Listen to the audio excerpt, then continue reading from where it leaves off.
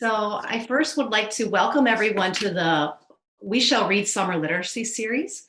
My name is Erin Harden, and I will be co-hosting today's presentation titled Teaching Reading Online, Text Setup, and Practical Applications. Ashley is a certified reading interventionist, teacher, and tutor mentor, podcaster, wife, and homeschooling mom to two beautiful children.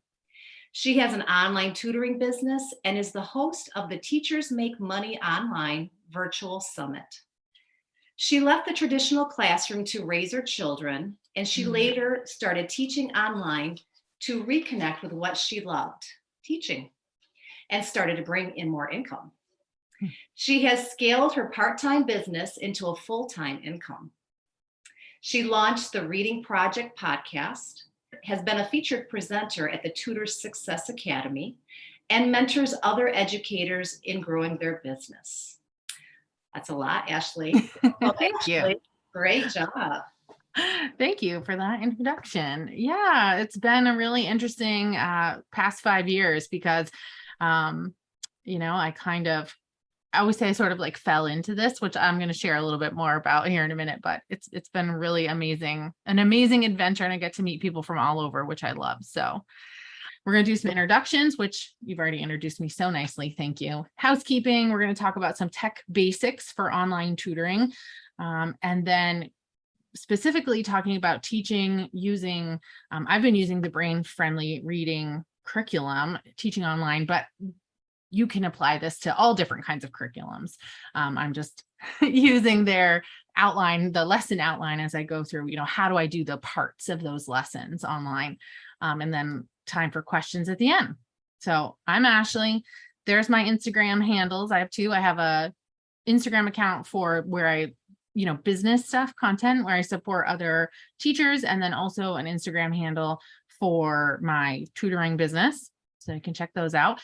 And Erin has already told you most of this stuff, but it's a little bit more about my story. Was that I started tutoring online about 5 years ago now. And it really was like, I just missed teaching. And so I applied to teach for VIP Kid as an online ESL teacher. And it was totally on a whim. Like literally I was a passenger in a car driving somewhere with my children. And this popped up on my phone as I was, riding along. And I was like, oh, sure, I'll just apply for this. So I applied for that job in the car, and they liked my stuff and they wanted to hire me. So I started working for VIP Kid. And what was really amazing about that was it opened up a whole world to me, right? So up until this point, my experience with online learning was just, being like a college student and taking a college level class. And I could never imagine children learning online. But VIP Kid showed me, no, like this is a thing. People are doing this. And with video chats, it was very interactive, and they could see me and they could hear me. And so it really was a great stepping stone for me. And I was able to slowly kind of lower the number of classes I was doing with them and increase my private students until I was able to completely leave teaching for VIP Kids. So that's sort of how I got started. And I love engagement. I love social media. I love engagement. So I had to include this slide before we get too much into the content. If you're watching with us today, it would be awesome if you would take a picture of yourself in your office, or take a screenshot and share on social media. I would love it if you would tag me at Ashley_DiMercurio, or you can of course tag We Shall Read as well. I'm sure they would love that. So take a picture. And as I'm sharing things today and I'm talking, like I said, I really love engagement, and I get some energy from you all being here, listening and interacting with us. So if you hear something that is new or interesting to you, you could even just type the word fun in the comments, because I think teaching online is super fun. And I hope that you'll catch some of my energy, and also agree that teaching online doesn't have to be scary. It doesn't have to be super complicated, but that it can be super fun. So if you hear something today that I share that resonates with you, just type fun in the chat so I know that you're out there listening today. That would be great. Does that sound good? Anybody? I'm looking at the chat real quick too. Let me know. Can you do it? Can we type fun? Fun. Get you involved. Yes, thank you. Awesome. Okay, let's go. So the first thing that we're going to talk about is just the tech for teaching online, because I think so many people get scared away, before they even get started because they're nervous about the technology parts of it. And it does take a little bit, right? A little bit of learning, but I think most of us as educators would agree that we are lifelong learners. We are always learning. And so you have to take that same mindset that you apply to your skill, your profession of being a lifelong learner, and you have to apply that to your business too. You went to school to be a teacher most likely and don't have a business degree, you don't have a technology degree. So those parts you're going to have to learn a little bit, but it doesn't have to be too overwhelming. The most important thing really is some kind of a device, which I always recommend, a computer for the teacher. I think that's best. I do know people that teach from tablets, but I think, ideal, best case scenario for the best outcomes would be for the teacher, the host of the class, to have either a laptop or a desktop computer and stable internet connection. Those are the most important things. And if my husband were here, he is an education technology consultant. So he works with tutors who need help with their technology. And that's what he talks so much with them about. Well, tell me about your internet. What's your upload? What's your download? What are you plugged into the router? And I think of my internet as like a business investment. So I do pay for, top tier internet. I guess it's like, there's different levels of internet you can buy when you pay for your internet service. And we do invest in higher quality internet because it's our livelihood. So I want to have really, really good internet so that my students are having a good experience. They're not getting kicked out of calls, that my language isn't getting, garbled up with being, glitchy or anything like that. So that's really important. I think it's fun to have a document camera. I don't think you have to have a document camera. For a long time, I taught without one, but I do have one now. You can see it pictured here. It's this like green thing between my my laptop, and I use two screens. So I think having dual monitors. So I have my laptop up on a mount here, and then I have another screen over here, and that has really helped me with workflow, because then I can have sort of like the screen off to the side is like my holding area where I can put tabs or documents, things that I know I'm going to use next. I can have it already up and ready to go. And then I just drag it over onto the other screen when I want to use it. So that's a little aside about using two monitors, but there's my document camera in the middle. And I think a document camera is great for being able to show, if you're drawing, you can see my student was learning the word disguise. So we were drawing a little character in a disguise there. And if I have a student working on handwriting, so you can see in one of the pictures down here, they've actually just lowered her screen on that one, so I can see her handwriting. But I could use my document camera to show how I'm forming the letters. If you had a student that you were working on a handwriting, having a document camera for them to actually be able to see your hand, I think is valuable. Anything you want them to see. You can see my brain-friendly reading chart here. So when I'm introducing the chart or a new chart to a student, I start by putting it under the document camera so that they can actually see my finger tapping the chart, because that's a step that can get missed, I think, in online learning if they can't see your finger, right, actually doing that work. So anytime you really want them to see something. And then you have to have some place to hold your classes, right? Somewhere to meet. So either using Zoom, so I know some tutors who use Google Meet, or an online platform like Koala. So that's what's pictured in this picture here. And I think this one up here is Koala. This is Zoom's new whiteboard platform, which is really awesome. If you haven't checked out their new whiteboard feature on Zoom, they're trying to compete for sure. Excuse me, in the online space. So I put a little question on this chart. Is anyone here already teaching online? I would love it if you would let me know in the chat. You can just say yes or no if you're already teaching online. And if you want to share more about that, like what are you using? Where do you hold your classes? Yes, no, great. Zoom. Yep. Oh, neuro. I'm not familiar with that, Brittany. I'll have to check that out. Awesome. So some people are already teaching online. That's great. So it's pretty, what was I going to say about Koala? So Koala just recently opened Koala Go, which is another digital teaching, an online teaching platform that I'm actually recently have gotten really into and really love. I don't know if anyone else is using it, but it's awesome. So I can share more about that at the end if anyone's curious.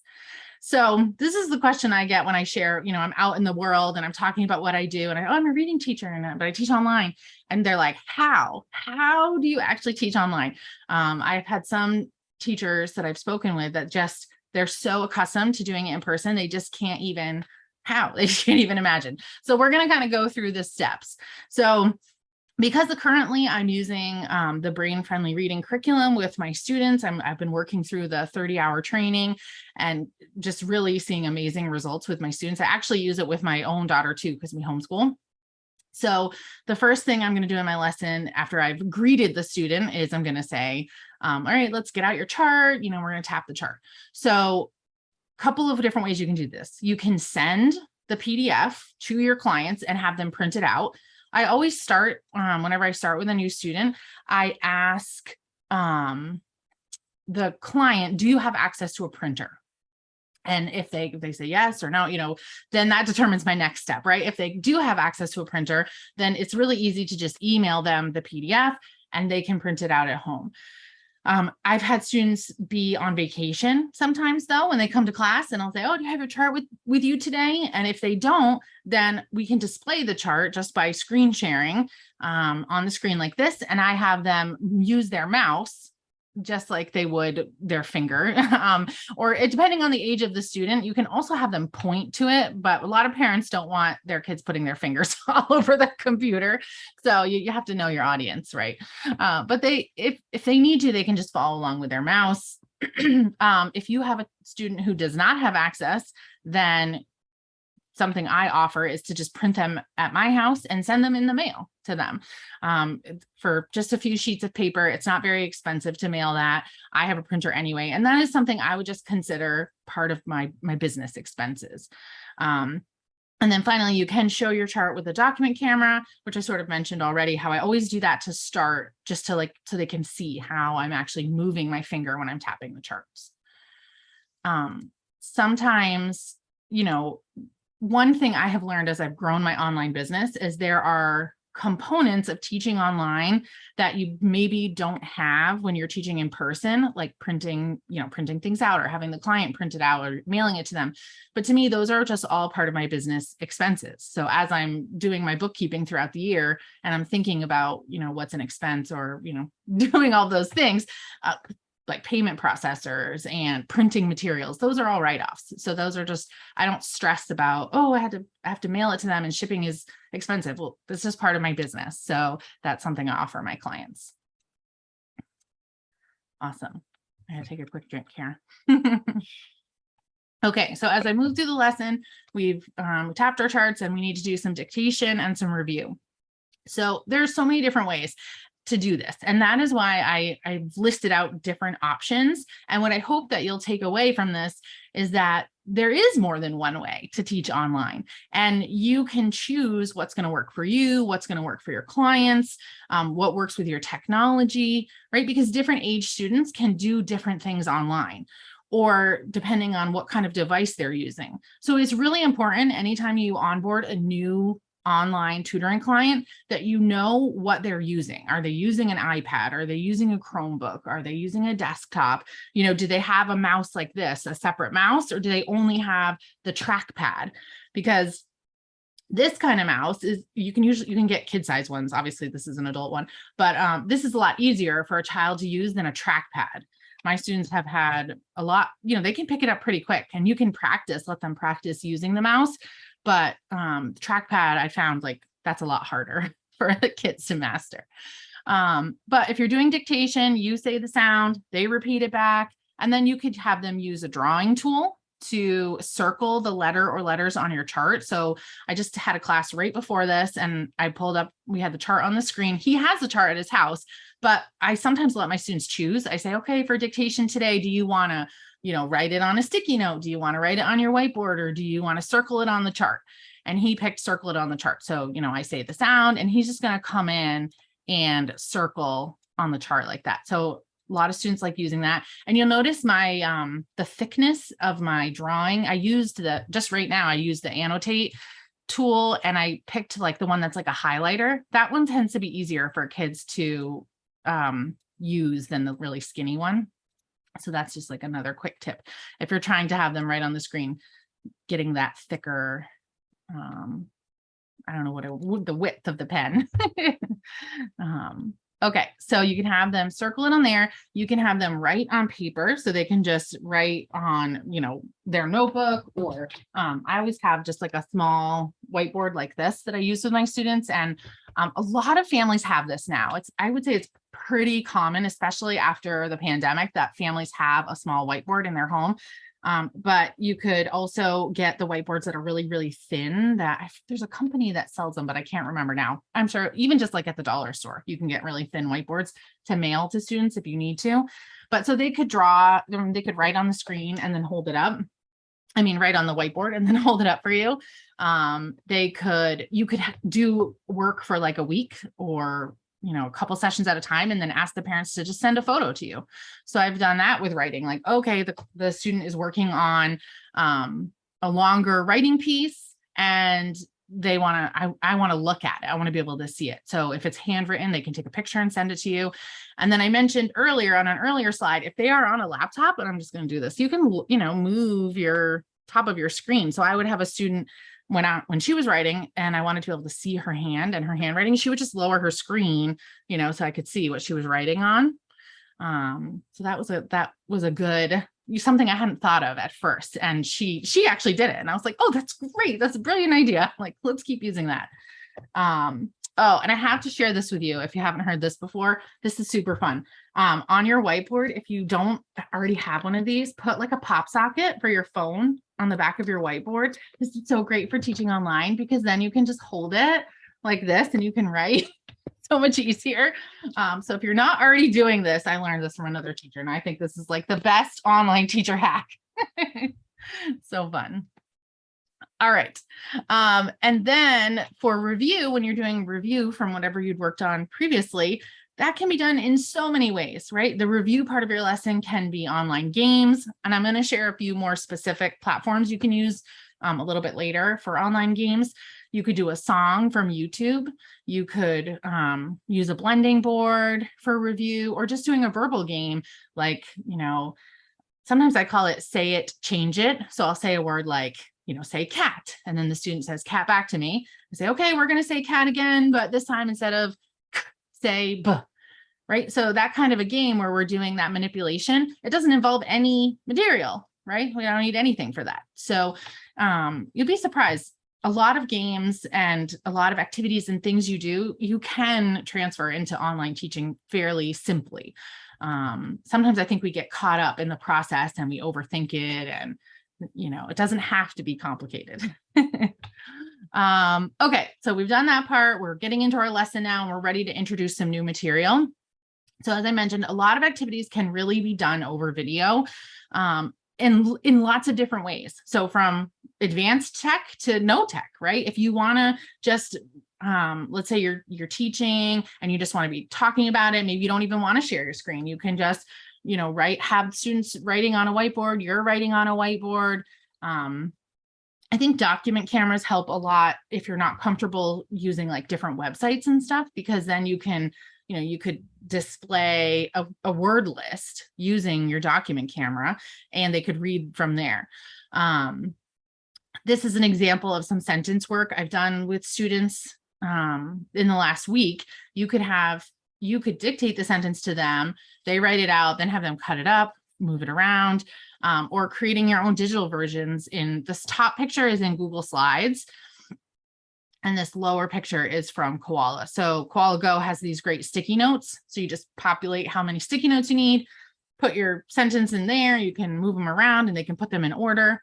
And I love that Koala Go is now works really well on an iPad too, which is super awesome.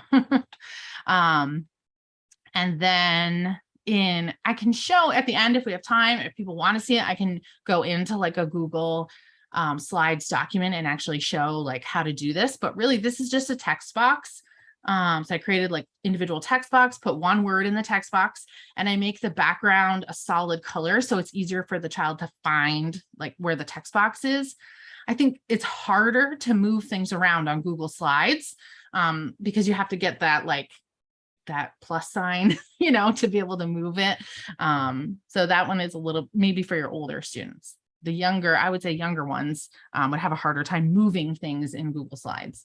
That's been my experience. Awesome. Okay. I'm going to keep going here. Talk about, oops, I went too far. Games. Okay. So we, if you're familiar with the Brain Friendly Reading program at all, there's games, activities that we can play with our students to reinforce concepts. And a lot of them are paper-based games. So again, if you're really into that and you just have your document camera and you don't want to go online for that kind of thing, you can use your document camera and use those paper games and just display them. I usually have little things around on my desk, like little shells, or I always keep a real die here for games, right? I feel like just having dice is like, can be a real game changer for a lot of students. You can make anything a game with dice, right? I mean, if you have sentences on the screen, I would like just pull up my annotate tool and number things. Like, this is not a great example, but let's say I have 3 things I want them to that they have to read, right? I just number them 1, 2, 3, and then get my die out and roll the dice. And oh, you got a 2, you got to read number 2, or oh, you got a 5 and there's no 5, skip a turn or whatever. Like, it's so easy to just take the material you already have, add a little bit of fun to it with, this random using a dice or using dice to change it up like that. I have also found that something as simple as like, let's see, I have some sight word cards here. So with some of my younger students, I do still have paper materials for like sight words or high frequency words. So let's say they were working on these 3 words, I might just hold them up on the screen like this and say, okay, I have 3 cards, 1, 2, and 3. Which one do you want to read first? And then they pick 2. Okay, and just pull it out and they read it. Okay, you've got 1 and 3 left. So it's, again, that doesn't really take a whole lot of planning. It's just remembering the different ways you can do things. I will say when I first started teaching online, I had a list behind my computer where I would put the different ways to do things. So if I was practicing sight words, like I made a list of, okay, you could do the 1, 2, 3 game. You could pretend. I used to have like a play microphone because I used to teach a lot of little kids. So we would like sing the sight words and we would write them. We would maybe do an arm spelling or whatever it was. You could make a list of 5 different ways to practice sight words or 5 different ways to play a game. And then you get into the habit, right? So I've been doing this a long time. I don't need that list anymore. I just remember all the different ways to do these things. And then there's so many online ways to play games. So the 2 that I use the most are WordWall. I love that you can have a free account on WordWall and use the community resources. So games and downloads and things that people have created already that they're available for free. It's not always, using the community ones means it might not be exactly what you're looking for. So you have to be a little flexible there. And if you want to be able to customize it with exactly the words your student is working on, then you may need to do the upgrade to pay for the account so that you can have it that way. And then this is through the Pride Reading program, which is another phonics, science of reading based program. And I used for a long time, but they have a really great resource of online games by the different phonics patterns we're practicing. So I put the link down here and I can definitely, I can probably share it in the chat too when we're doing questions at the end. But I love this one because when you click on these different tabs, so this is just a screenshot right now, but if I were on the web page and I clicked on QU, then it would populate whatever games they have created or linked to for that pattern. So that's a really, really good resource for practicing those different patterns, which again, games are super fun, right? And I think one of the best things about teaching online is that you have like the world at your fingertips. So getting comfortable navigating, and that's why I love having two screens, because if I'm teaching here and the student, all of a sudden I can see they're really struggling with the OA pattern, and I'm like, okay, like I need to do a mini lesson of review right now on the OA pattern. Like I know I can pull something up really quick on the computer. Or I had a student who was working on opinion versus facts, and we were talking about the clue words for, what are some clue words that you can look for in the passage to know if it's an opinion. And I thought, well, I bet there's a teacher out there who's made a really great list. Like I don't have one right now, but I bet someone has done this already. So just on my other screen, opinion clue words, I just pull it right up, and then I get all these, and I'm like, oh great, like here's a whole list, like let's look at these. So I think for me, I actually believe that I'm a better teacher online than in person because of that. Like I have just everything right at my fingertips. There's no missed learning opportunities. When I taught in person, I would have like this big buckets and totes and bags of all these things. And what if I got to their house and I didn't have the right thing? Like what if they needed to study the OA pattern and I didn't have that lesson with me, right? It was just a missed opportunity. So oh yes, thank you so much, Erin, for putting that link in there. Okay, how am I doing? Good. I want to make sure I have time to chat and show things that people want to see. All right, and then reading, whether it's a decodable text or another passage that you're working on. Again, there are lots of ways to do this. So it can range from sending something in advance to your student so that this is the passage we're going to work on this week. Make sure you have it printed out so you have it at home. It could be doing a shared reading with the student. I was doing the one and only Ivan. So this student happened to, in her school, they were reading it, but it was really advanced for her. She was really struggling with it. So we kind of did it as like a read aloud, and I just picked out words that I know like that she had already learned that pattern and was working on. And over the course of the year, we ended up reading the whole book, and it was just amazing to watch her go from reading like one or two words on a page to reading whole pages herself. And that was because she had the book and I had the book. So that worked well. I'm a big fan of the Heggerty online books. So I do have an account with them. I believe it's going up, I want to say maybe at the end of the month, to like $89 a year, I think. So, which is, to me, is like super affordable for something that I'm going to use a lot in my business. And they have the new Toucan series written by Emily Gibbons, which I just love. Really great books. And then they also have I think it's Frog series of decodable books, which are like a lower level down, like the K1, 2 level. And then these are meant for a little bit higher grades. So that's one really great option that I've been using this year. I use Raz Plus all the time for pulling up books.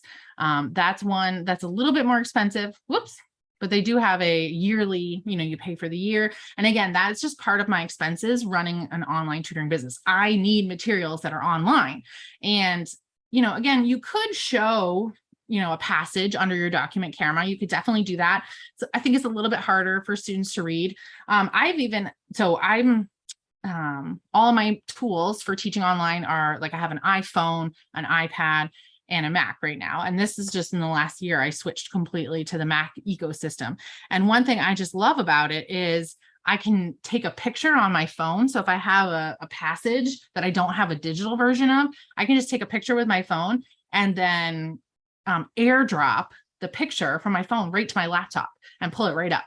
And ta-da, I have like an online version, right? Like it's so fast and easy. You can also use Kindle. So if you have Kindle Unlimited, or use Kindle for any ebooks like that, they have tons of great content for children. They even have the Bob books, which is like a pretty popular decodable book set. I'm not sure. I know we have people from other countries, so I'm not sure if that's an United States thing or, but you can access those on Amazon. And then I also love using Kindle and Amazon ebooks because you can find subject specific or really engaging content. So I have a lot of young male students who come to me that just love Minecraft, and the Amazon Unlimited has these like Jay Saves the Day. You can see this Amazon book down here, just really simple early readers, but with a Minecraft background, right? And I think I have all of those at this point because I have so many students that love Minecraft. So that's another really great option for decodable texts and passages. And then of course, Teachers Pay Teachers, we all know and love, is a great resource for teaching online. I think, in the beginning, when I first started teaching online, I had to convince people that teaching online was like a viable option, like that this could work. People didn't know what Zoom was really 5 years ago. It was pretty new, and it was, there weren't a lot of materials then. People were trying to figure out how to scan things. There was a lot of scanning going on, as we were starting to teach online, but it's different now, right? The pandemic has really changed things. And I guess that could be a silver lining to it, is that even on Teachers Pay Teachers, they have that whole digital platform now.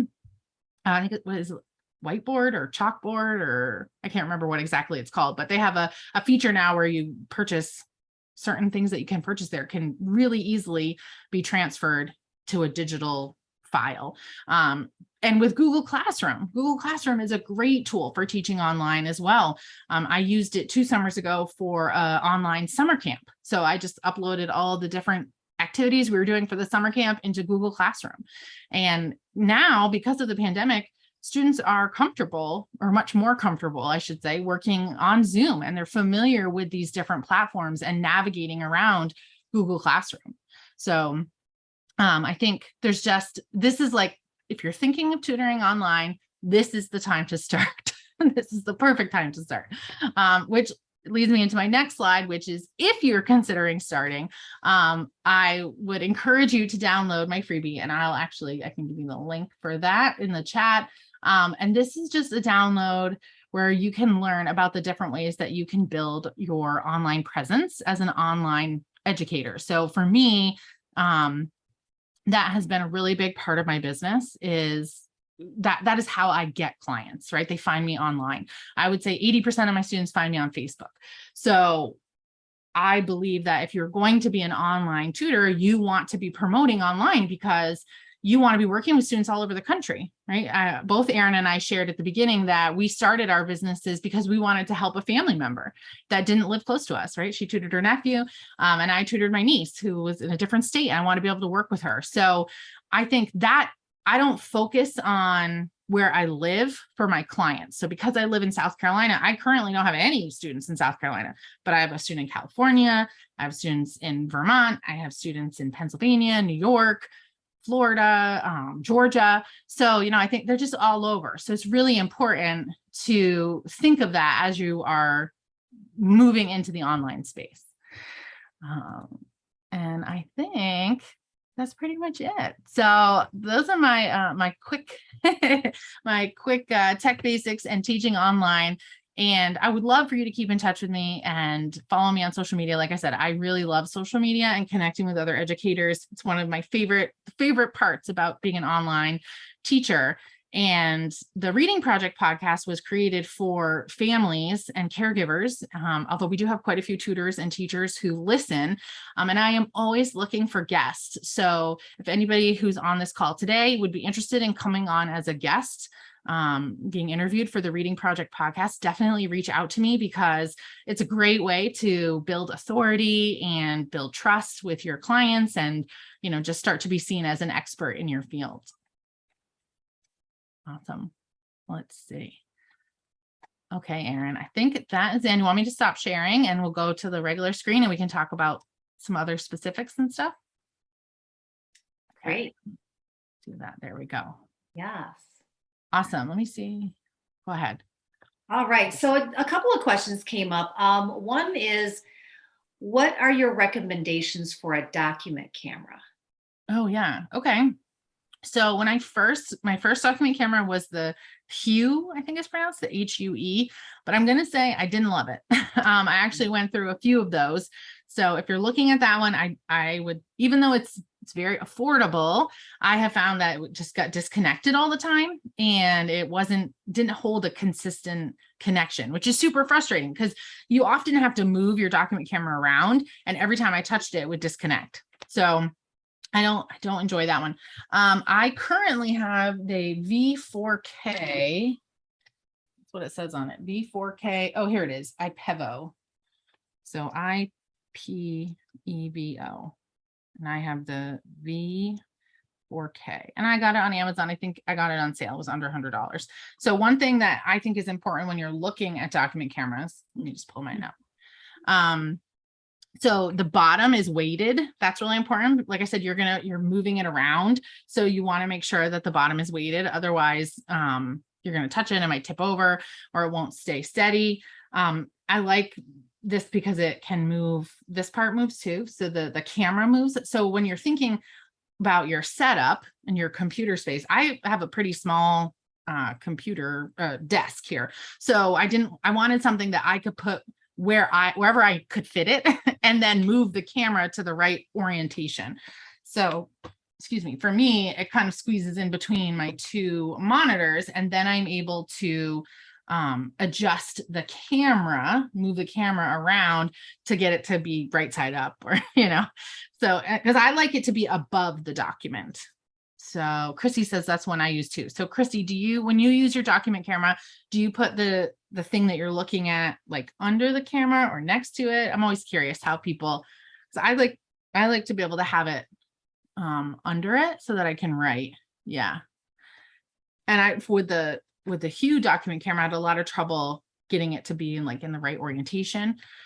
I have one on my Amazon wish list that is more expensive that I haven't purchased yet, but I should see if I should grab the link for that one for us too. When using the Heggerty or Raz Plus books, can you share them with your students once you pay for your own membership? Yes. So with Raz Plus, when you purchase Raz Plus, you get the teacher side as well as the student side. So I do create individual student accounts, and then I can share those files with them. And with Heggerty, my understanding is that this online platform they've created, it was designed for teachers who are using the tools online. So the Heggerty, they are digital books. They can't be printed. So I share my screen. We read those together in class versus like Raz Plus, where you do purchase like that student license, then those can be printed out if needed, which I have done that before as well too. Question: how long are your tutoring sessions? My 4, 5, 6, 7-year-olds are typically only able to handle around 25 minutes at a time. So I usually for them do 2 25 to 30 minute session. So, and I book as a 30-minute block, but I always end like a little bit before that. I think of it as like a therapy session, like a therapy hour, where like if you were going to go to therapy, it's booked for an hour, but at the 50-minute mark, you start to wrap things up. Right. So I do my booking the same way. So, and I just make sure to communicate with the parents if it's I say 20 to 30-minute session or 50 to 60-minute session. So my little kids do the 2 shorter sessions a week. And then somewhere around second grade, depending on the student, they can usually handle longer sessions, and I'll go to 45 minutes. I have one student who does 2 45-minute sessions a week, and then, or 50 minutes, I don't go above that. So, and I know a lot of tutors don't like to teach just once a week, but sometimes that's all families can do. And so I just really try to work with families and give them support materials and suggestions for what to do if they can only meet once a week, and to always try to remain professional. Even if I believe the child should be seeing me 3 times a week, if the family can only do what they can do. So I just try to support them the best I can. Can you talk about support materials? Depending on, again, where you decide to pull your materials from or your curriculums, Teachers Pay Teachers is a great resource for games. I try to encourage families to play games and read. Like those are the 2 biggest things, like between sessions, like read with your students and playing games. Also, the Reading Project podcast is a really great option for families to listen to, because I've had so many amazing educators come on and be interviewed and share like these are the ways to correct your child when they make a mistake and you're reading at home, or here are 5 games to play with your kids at home. And so I can actually send direct links to the podcast and say, like, listen to this episode and try to pick one thing to do this week.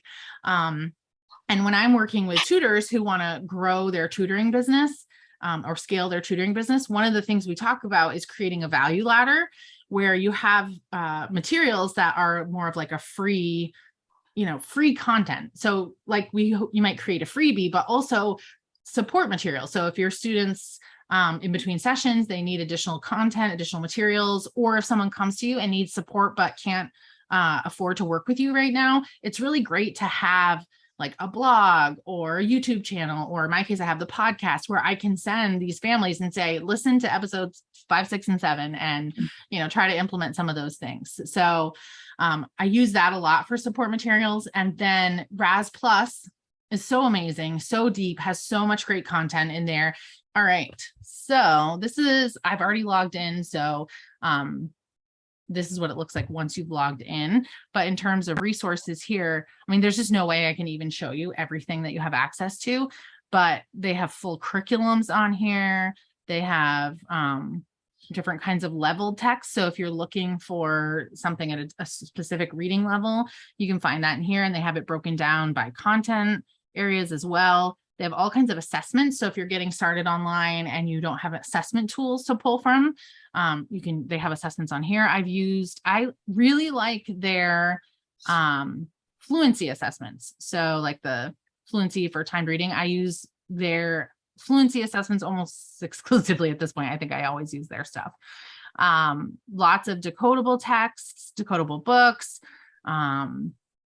all different kinds of things in here. There's a whole alphabet section. I've used a lot of this alphabet stuff with my early readers, high frequency books I've used. It's just really amazing. And they have stuff that you can send as well. They have this connected classroom. Looks like they're moving things around a little bit. I don't have this anymore. This used to be an add-on. It looks like they have it as like a separate thing now. The other thing I love about Raz Plus is they do have the free trial. So go in and check out what you want. They have all different kinds. I also have vocabulary A to Z, which I use a ton with my students who need vocabulary work and comprehension work. So those are the 2 I purchase consistently, but they do have some other ones. So here's an example of some of the lessons you can download, as well as the decodable text. I think the decodable text, some of them are better than others in here for sure. Some of them are a little dry, which is why I do pull from the Heggerty as well, because I think theirs are a little bit more interesting. But I love that everything's really targeted. So you can, like, if you have a student working on a very specific skill, you can pull it right up, and it's all broken down by grade level. So depending on what you're looking for. I mean, these are all lessons. So if you're somebody who's watching and you're like, I don't have a curriculum, I don't have something, I don't know what to pull from to teach online. I know there's a lot of tutors that are, Barton trained, or certain platforms. They have like Wilson. I used to teach Wilson when I was in the public school, and it was like this massive container of materials, and but now that I'm not in that classroom, like, they weren't mine, they belonged to the school, so I didn't get to take them with me. And so when I was starting out, I really didn't have curriculum to pull from. So I love that they have all these lessons in here. That looks like a great resource. I'm going to definitely check that out. And any suggestions on how to find students online? My number one suggestion is to build your online presence, which is why I shared that download for all of you, because I think that in my experience and with other families that I've talked with and the clients that come to me, right, I always ask, how did you find me? And what families are doing is they log on to their computer and they go to Facebook, right? And whatever comes up, and they think, oh, I'm curious about, my child just seems to be struggling, I need a tutor. And they are using Facebook and Instagram and YouTube as a search engine. So they're going in and they're typing reading tutor, and you want to be, you want to be in that list, whatever comes up with their search results. So honestly, 80% of my clients over and over again, they come from Facebook. I say, how did you find me? I did a search on Facebook. Or, oh, you popped up on Facebook. One family found me on Instagram, and she said she put the hashtag in, help, reading help. reading help. She just searched reading help, and I had used that hashtag once. So one of my posts came up and she found me and she hired me that way.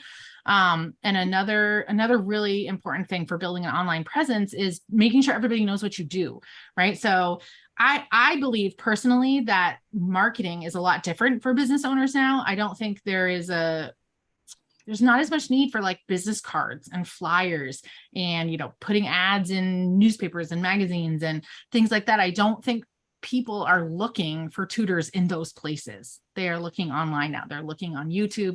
They're searching for blog, maybe on Pinterest, and they might search for how do I practice sight words with my kids, and then you're coming up in those places. And so by taking the time to build an online presence and making sure your friends and your family, they know what you do, then what's going to happen is if somebody posts, like this happens to me now, people will post in a Facebook group, I need a reading tutor. And I haven't even seen this post, right? Like I'm doing my thing, teaching, whatever. Somebody asks for a reading tutor, and then other people who know me and know what I do will start commenting. They'll tag me. They'll be tagging me over and over again. Go to Ashley, go to Ashley. And I had a client sign up right away. And there were other people who were tagged in that thread that maybe even had different, more higher level credentials than me, but this person signed up with me because of the social proof, right? There was all these people saying, she's your girl, go to Ashley. Right. And so I think, and then they're doing the marketing for me, right? I didn't have to do anything.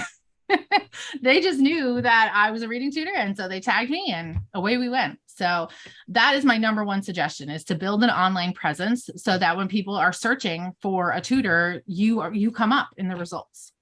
Another question is, do you use a specific evaluation program to know where the child should start and to monitor progress? I actually put together my own sort of pre-assessment and a way to monitor progress from my reading interventionist program.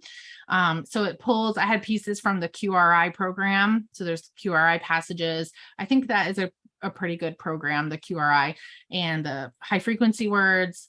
But then started using Brain Friendly Reading, and they have a progress monitoring tool that I have since adopted and have been using that with a lot of my students. So, it's funny. I actually had Kristen from Brain Friendly Reading come on my podcast. That's how I met her, and just loved her energy and loved what she was doing. And I loved her program. I love the We Shall Read Foundation. Like, I think it's just amazing the work that they're doing. And so I have just really started shifting my business to adopting a lot of her materials. And I love that she offers a digital download for the lesson plan book. So then, I can easily just pull up the materials and use them with my students just by sharing the screen or sending the charts to them. So, so I've been using their tool a lot. Is that what you use, Erin? Oh yeah. Yes, yeah, I do. Yep. Yeah. I love it. Yeah. It's very easy to use, and it's wonderful. I love it. Yeah, absolutely. This has been great. I'm loving all these questions. Thank you so much, everyone who came and listened and participated, asked questions. I really appreciate it. And I really do love social media. I love chatting in the DM. So if you have questions, you can find me there. And I do support other educators in scaling their business and growing. And I mentioned in the beginning that I host a virtual summit called the Teachers Make Money Online Summit. And that's happening in July. It's July 20th through the 23rd. It's a 4-day virtual event. And I was just working on the schedule. We're going to have a day about scaling your business, a day about like wellness and organization, and a day about digital marketing, and then as well as like different kinds of income opportunities for teachers to grow, in different ways and earn income. Because what you'll find is that with tutoring, there's only so many hours in the day, right? You can only tutor so much. And I think it's really valuable for tutors to learn how to diversify and have multiple income streams, because sometimes there are months, like for me, it happens to be May usually, where I get a dip. From May to June, I have students leaving, my program from the academic year, new students coming in, and my revenue dips. So having, multiple income streams, I think is really important as we grow our tutoring businesses. So definitely stay tuned. Follow me on social media. Registration will open on July 1st, I believe, for that. So Awesome. Well, if there are no other questions, and I'll stay on in case there's any other questions that pop up, but I would like to end this session by extending an invitation to all who are interested in expanding your skill set for tutoring, classroom teaching, or for other teaching environments. We Shall Read offers 2 structured literacy courses.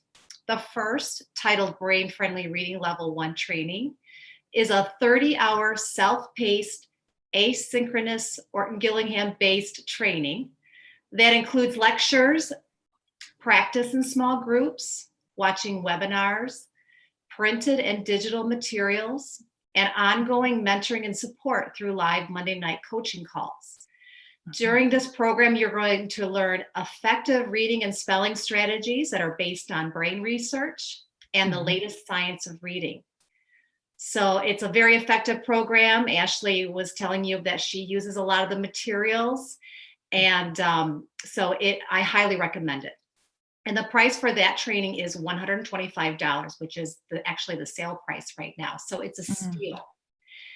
And for those of you who are interested in starting your own tutoring business, we also offer a Mentor Me reading tutor training, and that is $225. And that training includes everything from the 30-hour level 1 course that I just described, plus you get an additional support, a great deal of additional support in the form of being assigned a brain-friendly reading certified mentor who would coach you as you take the training, and then also provide coaching and support after the training as you begin to work with students either as a tutor or if you want to start your own tutoring business. So 2 wonderful tutoring programs. I will tell you that I personally have taken the Brain Friendly Level 1 training 2 years ago.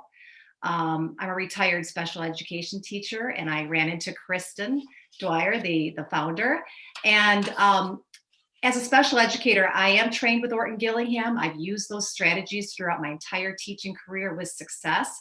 But this program really streamlined my planning and my reading instruction.